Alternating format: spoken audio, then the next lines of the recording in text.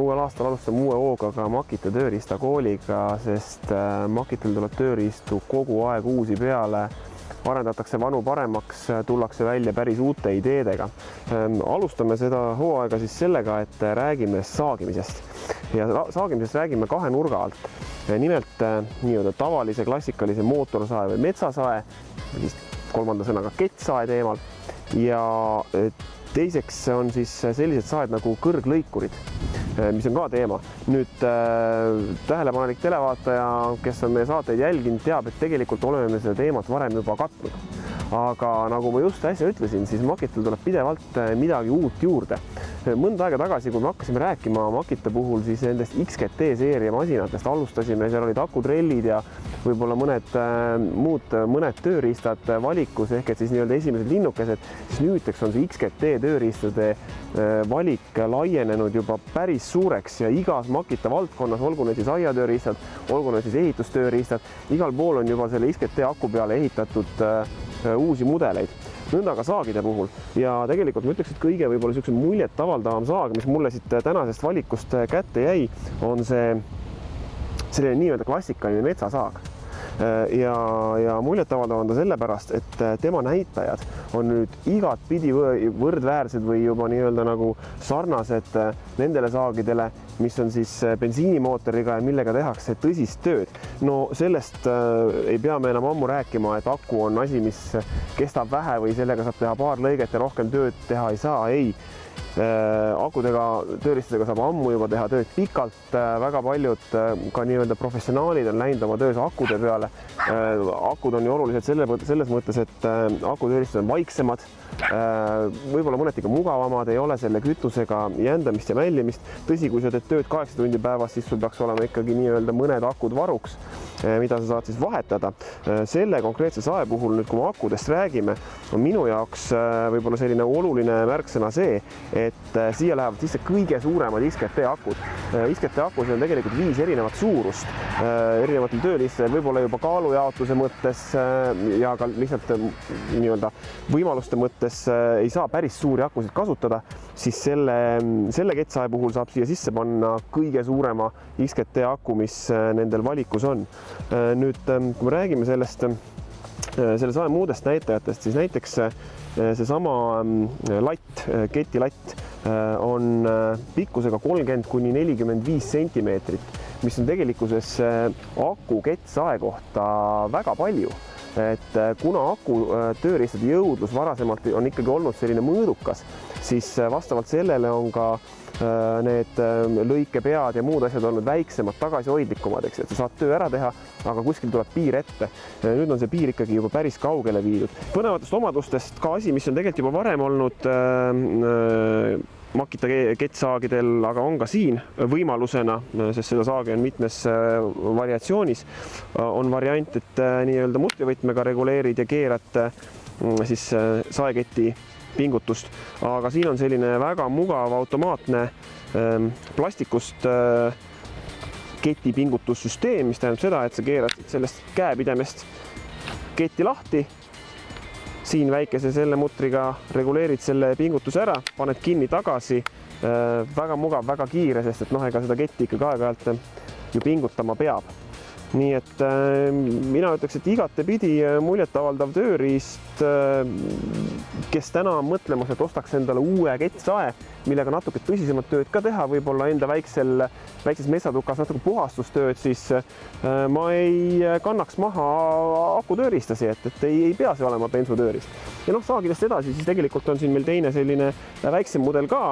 Sarnast mudelit oleme ka varem näidanud, selline arboristide lemmik, ehk et ta on pisem, ta on kergem, ta on sul vöö külge riputatav, kinnitatav, kui sa kuskile kõrgustesse ronid. Ja samamoodi ka see saag on nüüd siis 40-voldise XGT akuga, mis teeb selle siis võimsuse ja tema kaalu suhte väga heaks ja ka vastupidavuses XGT akuga natukene rohkem peab vastu.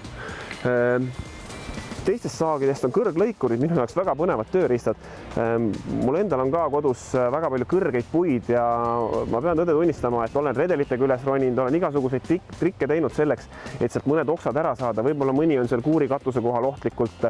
Teinekord mõnda männipuud tahad lihtsalt puhastada nendest vanadest surnud okstest, sest sellist ilusamat, pargilikumat muljet tekitada ja siis tegelikult selline tööriist kuluks küll marjaks ära. Vinged tööriistad. Väiksem mudel on siis selline, mida pikendada ei saa. See on pikkusega, ma pean seal isegi järgi vaatama, sellepärast, et neid andmeid on ju omajagu. See on pikkusega 2,2 meetrit. Ja kui nüüd võtta, et tegelikkuses sa selle sae võtad ka kätte, sa saad selle üles tõsta, sinna tuleb juba meeter otsa ja pikemal mehel rohkemgi, nii et see kõrgus, kus sa saad oksa ära lõigata, on juba piisav, nii et ma arvan, niisuguses õunapuuaias keskpäraste õunapuudega see väiksem saak täpselt paras tööriist. Kui nüüd on vaja natuke kõrgemalt lõigata, siis see pikendatava varrega teleskoopsaag on tõeliselt asendamatu tööriist. See on pikkusega 2,5 meetrit kuni 3,8 meetrit, mis on juba väga palju. Ja kui nüüd siia juurde ka panna see inimese pikkus, siis ma usun, et enamus töid saab sellega tehtud. Sealt edasi tasub juba kutsuda arborist, kellel on siis taskus ilmselt see väikene arboristisaag ja teeb oma tõstukiga töö ära. Aga enamus töid ikka saab sellise tööriistaga tehtud. Pikendamine iseenesest väga lihtne. Tuleb siit lahti keerata. Saag lihtsalt välja lükata, uuesti kinni. Saag on lõikamiseks valmis ja seda pikkust nüüd, kui see siia kaadrisse üldse jääb, on ikkagi omajagu. Miks me räägime nendest kõrglõikuritest nüüd kui uudisest on see, et varem ju jällegi oleme rääkinud kõrglõikuritest, sarnastest tööriistadest, aga mis on muutunud jällegi? Võimsamad 40-voldised XGT akud, ehk et siis masin on võimsam, keti lõikekiirus on kiirem, aku kestvus on parem, kõik on parem, võtaks selle lühidalt kokku. Sellise raske tööriistaga muidugi töötamine on juba võib-olla väsitav, et ühe oksa lõikad sa niisama ära, aga tegelikkuses täiesti soovitan, kui sellise tööriista endale soetate, siis ikkagi kindlasti ka rakmed, et rakme pealt on sul hea tekitada sellist jõuõlga, lisaks su käsi võib-olla puhkab natuke rohkem, kogu raskus ei ole sul käte peal, vaid sa toetad ikkagi selle natukene ka endale õlgade peale, et üldiselt enamus selliste trimmerite ja muude tööriistade puhul need rakmed on täiesti asendamatu teema. Vinged riistad selle saega, see erutab mind eriti. Sellega teeks ka väikese proovilõike. Makital on siin käepärast ka sellised väga vahvad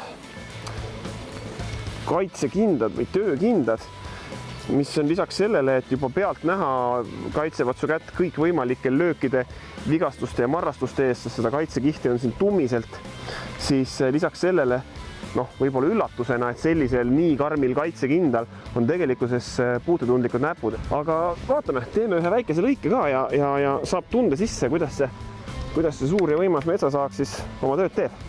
Olgugi, et omadused on kihvtid, neid on palju, neid on võimas, kiire ja nii edasi, siis saag on saag, ta tegelikult tööd teeb lihtsasti. Võtad omal kaitsepiduri maha, lülitad sisse ja töötab.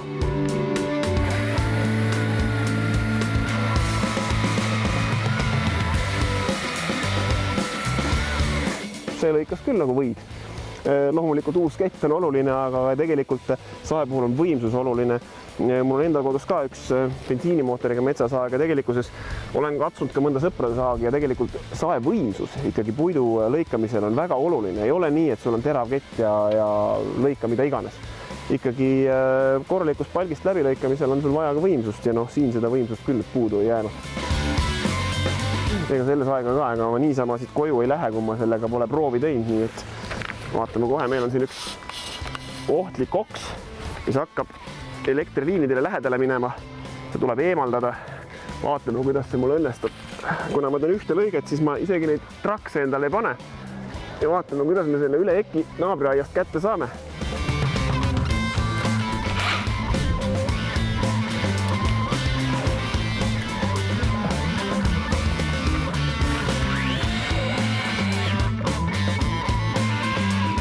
ja see käis küll nii lihtsasti, et ma ei saanud isegi pihta hakata ega nautima seda tööd, et oks on juba läinud.